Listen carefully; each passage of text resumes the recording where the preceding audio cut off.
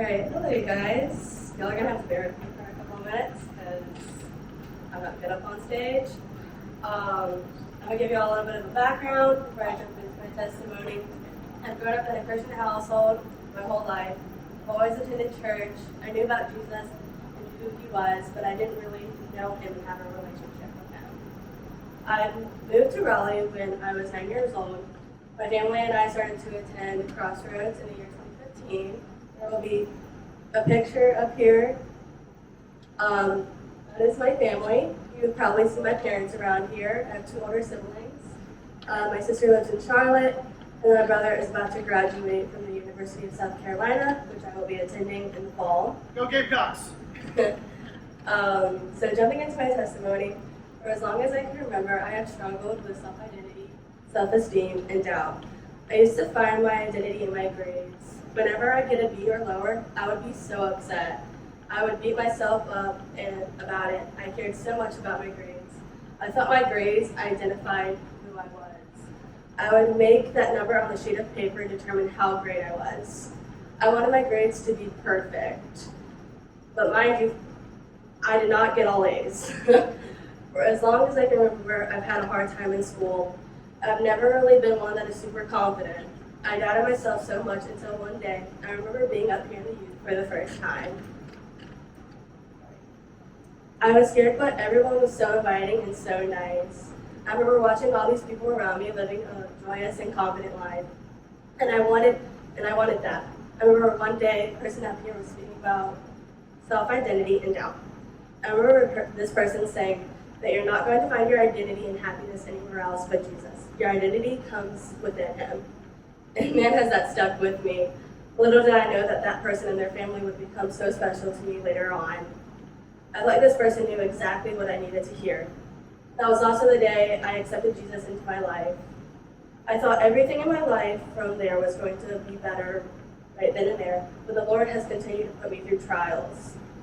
I love in verse in Romans 8:28, I love how it says this. I consider that our present sufferings are not worth comparing with the glory that will be revealed in us. That verse has stuck with me for a while. I love that verse. It's super impactful to me and my life. The Lord has continued to show me that I belong to him. My identity is in him. Flashing a little bit forward, I met some really amazing people here. They have become so close to me. A little bit more forward, I got baptized February 26th in the year 2017. I feel like for a while something still wasn't right. I feel like there was something wrong with me. Boy, was I wrong. I knew that I belonged to God. I knew that I was his daughter. Again, but I didn't feel fully confident in myself. I wasn't putting my confidence in him. In Hebrews 10:35-36, I love this verse. It says, so do not throw away your confidence. It will be richly rewarded. You need to persevere so that when you have done the will of God, you'll receive what he has promised. I feel like I never really knew what the Lord had promised me. Like he has been so good to me. In middle school, I found out that I had a learning disability. I was so confused and so angry. I didn't understand what this meant for me. I would go around using it as an excuse. I didn't feel comfortable. I wasn't comfortable in my own skin. I didn't feel normal. I was so confused on why God made me this way. But as I've grown up, I know that God created me for a reason. I have a purpose in this life. I have to remind myself of this because I remember all through middle and high school, I was an outsider. I felt like I didn't fit in. I felt like nobody liked me. I felt like such a loner, and I also felt like such an embarrassment. I've never been able to be bold in who I am. I've always been so afraid, but I always have to remind myself of that. In John 15, this is such like this verse is always used. John 15:18-19. I feel like I've resonated with this all throughout my high school. It says, if the world hates you, keep in mind that it hated me first. If you belong to the world, it would love you as its own. As it is, you do not belong to the world, but I have chosen you out of this world. That is why it hates you. I feel like for such like the longest time that like people didn't like me. But also, that was also something resonated on me. Like, I had to show a soft and kind face. Like, people know that I come off with like not a good resting face. But you know, I have such amazing friends around me, and it's been amazing. This verse is so powerful to me. I know that the Lord has big plans for me because every time the Lord has put me through challenges, I have to remind myself that the Lord is doing this because He loves me and that there is going to be light at the end of the tunnel. He has continued to show me that things will work out. My mom has always reminded me of this. When I was in middle school dealing with my disability, I remember feeling like I didn't matter. I remember thinking that nothing would work out for me in the long run because of my disability. But Jesus has used me in ways that I didn't think were possible for someone like me.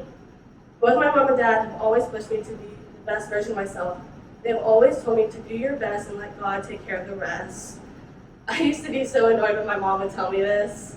Little did I know that she was so right. The Lord has always taken care of the rest. I was so scared at the time. I had so much anxiety and doubt, but my mom has continued to tell me that God created me for a reason. Don't get me wrong, I still deal with my anxiety, but again, that reminder of knowing that I have a purpose and that my confidence comes from Him, it can change your perspective. Don't be afraid to be bold and confident. Being bold is the best thing you can do. Be bold and confident in the fact that God created you for a reason. So whenever life throws at you, know that there is light at the end of the tunnel. Know that you can get through it because God is fighting your battles with you. You're not alone. One last story I'm going to leave you with. This year has been a really, really hard year, especially at the beginning of the year. Sorry if I cry. My sweet grandmother passed away. Sorry. My family has never had a huge death in the family before. We all got through it together. Sorry.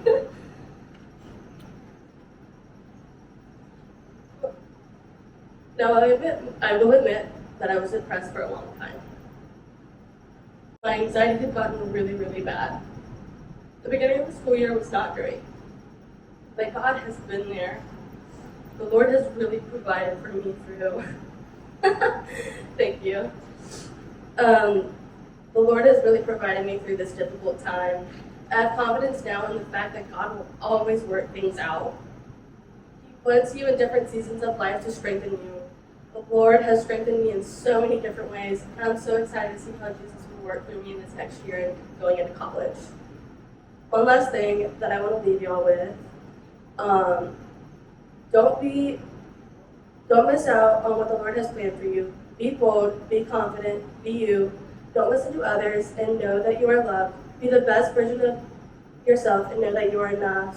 I really, really encourage y'all in the last little bit of being in school to not be afraid to be you. Like, I've never been so confident and bold in who I am, but I have found a place here to be myself and be bold and confident, and you will find people that will accept you and love you, even if there are places in your life that you feel like you don't feel bold enough to be you.